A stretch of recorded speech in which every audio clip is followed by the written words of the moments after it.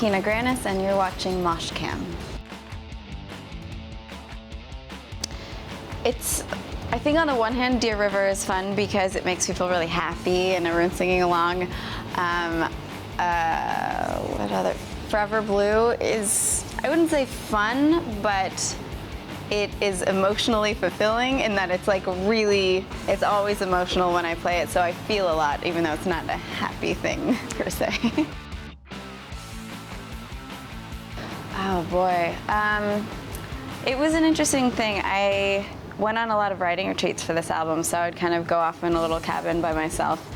And I did that several times. One of them was in upstate New York, and I kind of, as an experiment, thought, you know, I'm gonna choose something in this cabin and just sit with it and try to see if I can pull a song out of it, kind of. And so I found this vase of dead flowers, and I just kind of sat with it outside for a while, and I was kind of looking at it and thinking about how at one point someone, you know, picked them, chose them from nature, put them in their home, and then slowly over time they just withered away and died, and then were left there. And I was just thinking about that, and then I started messing around with my guitar, and all of a sudden this chorus came out of me, and then all of a sudden I was just crying, and it kind of shifted and it became not about the flowers, but it was a really powerful moment for me, and that was on my song Winter, so that's definitely one of the ones that has stuck out for me. I guess the first big one for me was being in the Doritos Crash, the Super Bowl contest, and not necessarily even winning it, which also happened, but when I entered this contest, I decided, you know, this is my time to put everything I have into putting my music out into the world. And so it was actually then that I started my YouTube channel, and I did 2 months straight of putting a video up every single day. And I didn't really know what I was getting myself into, but that's how I stumbled upon, you know, the internet, and that the whole world is there, and I kind of found my following through that. So that is the first thing that really changed the game for me. And the second one would be my music video, In Your Arms, which we did stop motion animation with like 250,000 jelly beans. And it was a huge undertaking. Ended up taking 22 months to make it and almost lost my mind, but we released it, and it paid off. It was one of those things where we released it and went to bed and woke up in the morning and everything had kind of changed. So that was definitely a big one too. Ooh, that's a hard one. I just recently had, where was it?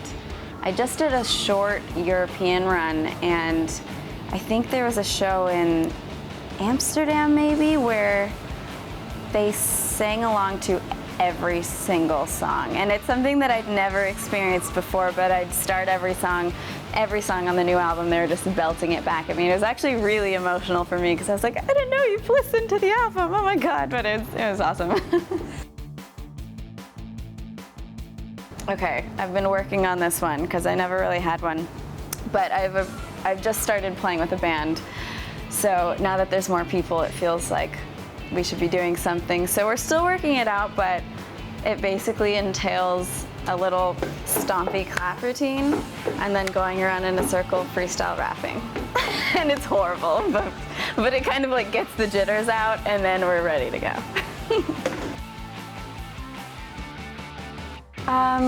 I think I may have one of the most boring riders, unfortunately. It's like a vegetable plate, some fresh fruit, and water, and pita and hummus. That's the extent. But we like to try to keep it healthy-ish because I feel like touring in general is not a healthy part of life.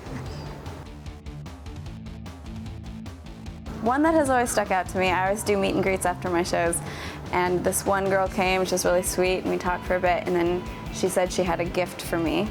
And then she pulled out an imaginary bunny, which she placed in my hands and told me to take great care of. So somewhere I've got a little bunny with me at the moment. I think official music video-wise, In Your Arms obviously is one that's been really important to me. Dear River was a really fun one to do because I made it with a friend, and it was just like a really fun collaborative process. And as far as covers go, Maybe Blood Bank by Bon Iver is one of my favorites to sing. Lately, I've just kind of been putting my phone on shuffle, like I need to be caught off guard by something.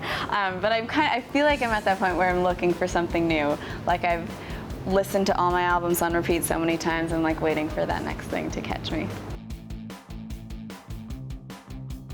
It's not exactly a rumor, but it's like a misunderstanding. I got married last summer and I posted a picture from the wedding. And a lot of the comments, like first people are like, oh my gosh, you got married. And then there's all these comments going, obviously this is a music video. And I'm like, well, if you'd like to believe it's a music video, go for it. So, I mean, typically how my nights go is I play a show, I go straight into a meet and greet for like an hour and a half, and then I find the closest food and eat a lot of it and then fall asleep. So that's kind of the extent of my night. This is a very new one for me, and I was talking to my friend Harry Shum Jr. recently, who's an actor, and so he experiences like going away from home and doing a thing for a while.